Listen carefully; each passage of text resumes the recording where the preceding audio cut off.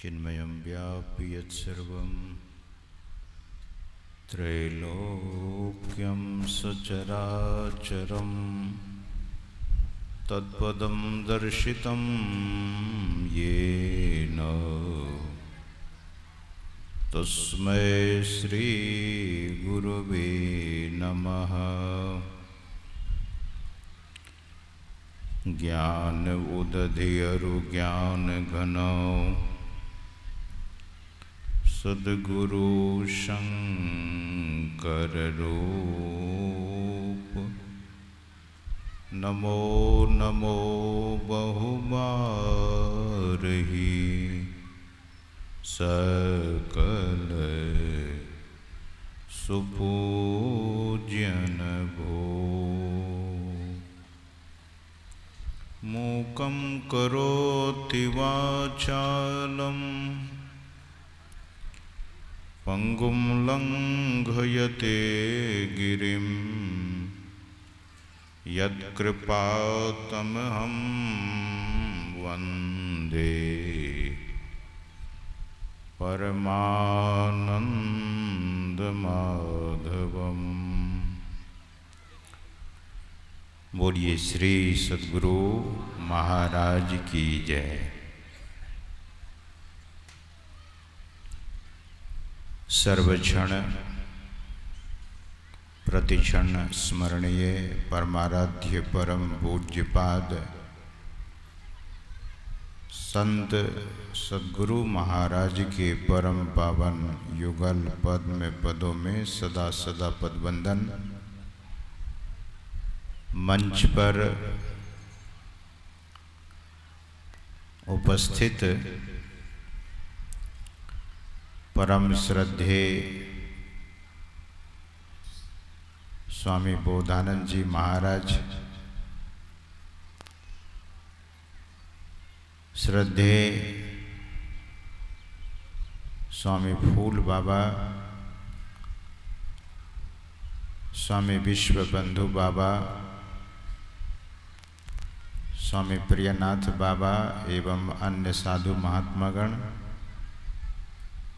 सत्संग में समुपस्थित परम सम्माननीय सत्संग प्रेमियों, सदात्माओं, विद्वज्जनों, प्रबुद्धजनों तथा पूजनीय मातृशक्तियों,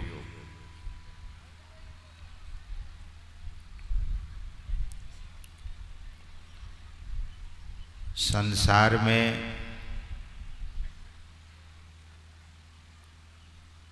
बहुत तरह का मेला लगता है।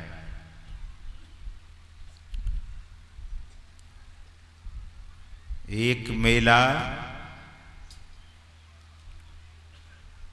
जो पूरी दुनिया में प्रसिद्ध है,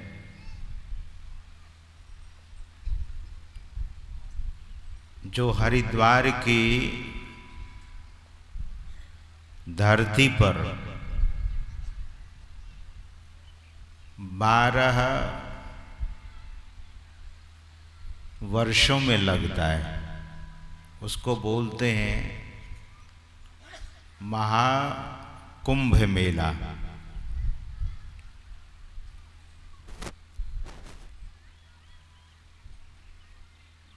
वैसे भारत के अन्य तीर्थ स्थानों में भी लगता है। प्रयागराज, वहाँ भी पूर्ण कुंभ मेला लगता है। उज्जैन में भी महाकुंभ मेला लगता है। और महाराष्ट्र की धरती पर नासिक, वहाँ भी पूर्ण कुंभ मेला लगता है, लेकिन वह मेला साधु संतों का मेला होता है।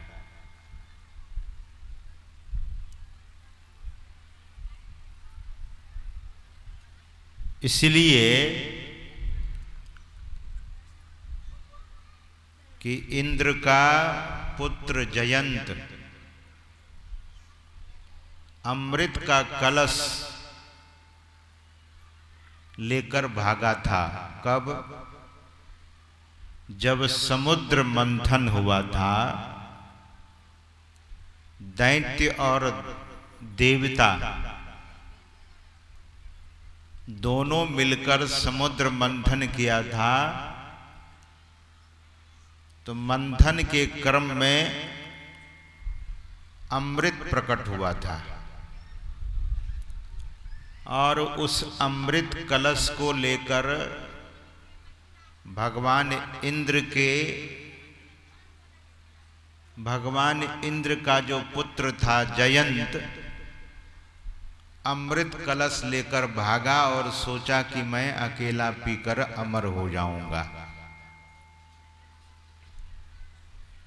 समुद्र के किनारे से लेकर भागता है तो नासिक में रखता है, वहां भी दैत्य और दानव दोनों पहुंच जाते, दैत्य और देवता दोनों पहुंच जाते।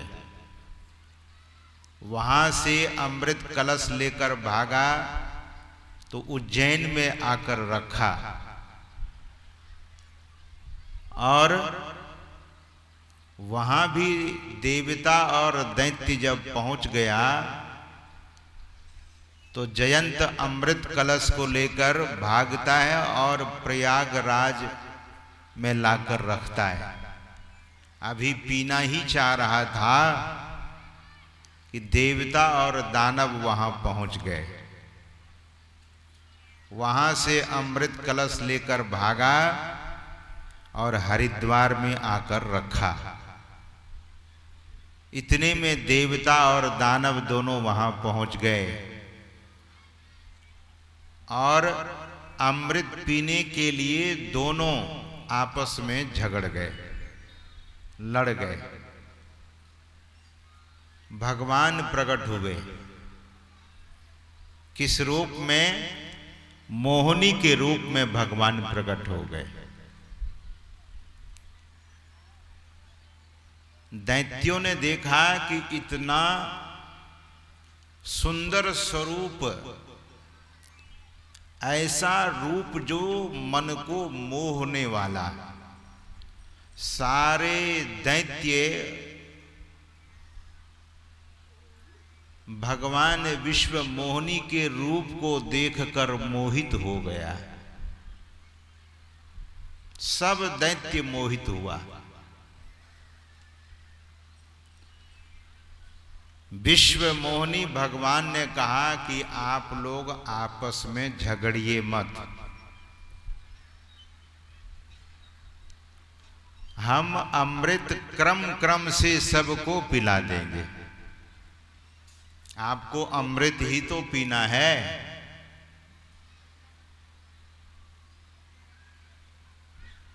दैत्य राजी हो गया, सारे दैत्य लोग राजी हो गए और देवता भी राजी हो गए।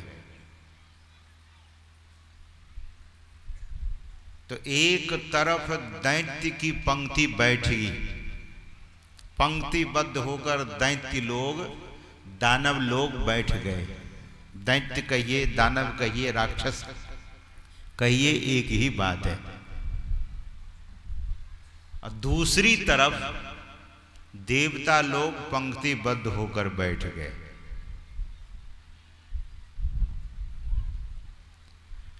भगवान विश्व मोहिनी अमृत कलश को गोद में उठाकर देवताओं के तरफ से शुरू करते हैं, देवताओं को देने लगे।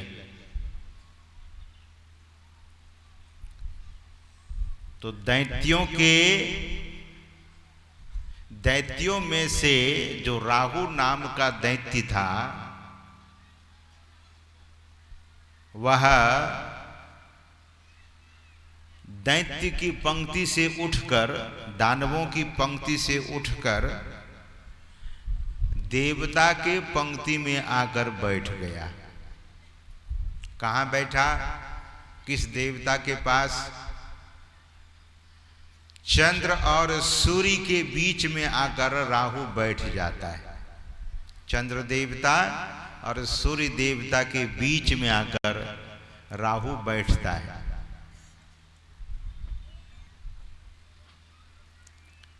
उनको लगा कि अमृत विश्व मोहिनी भगवान बांट रहे हैं, कहीं बांटते बांटते देवता तक ही समाप्त हो जाएगा तो हम अमृत बिना पिए रह जाएंगे। सज्जनों,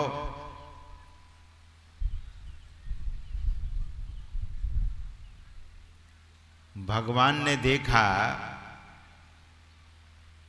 कि चंद्र और सूर्य के बीच में राहु बैठा हुआ है।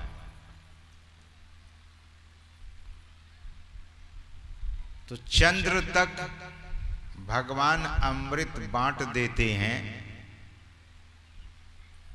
और वहां से लौटकर दूसरी ओर से शुरू करते हैं।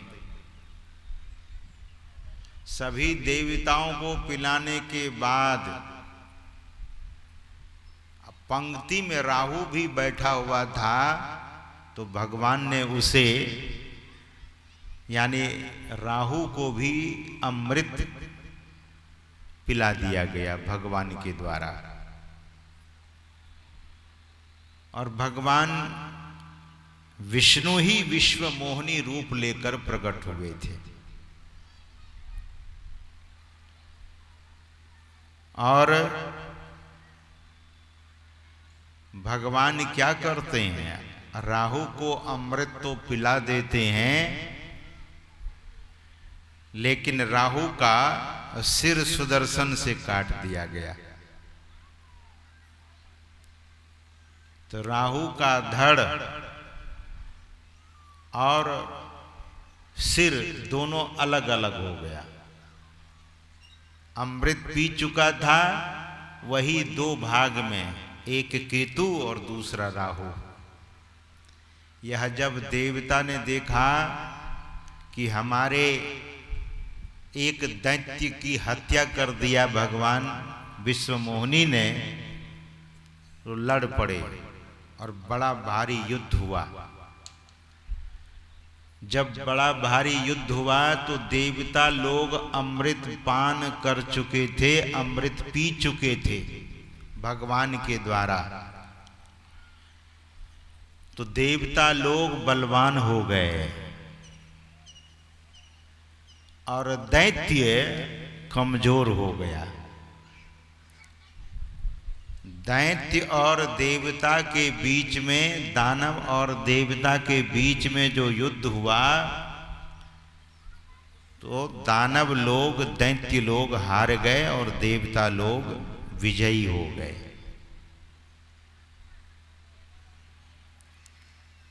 यही दशा हम सबों के जीवन के साथ है।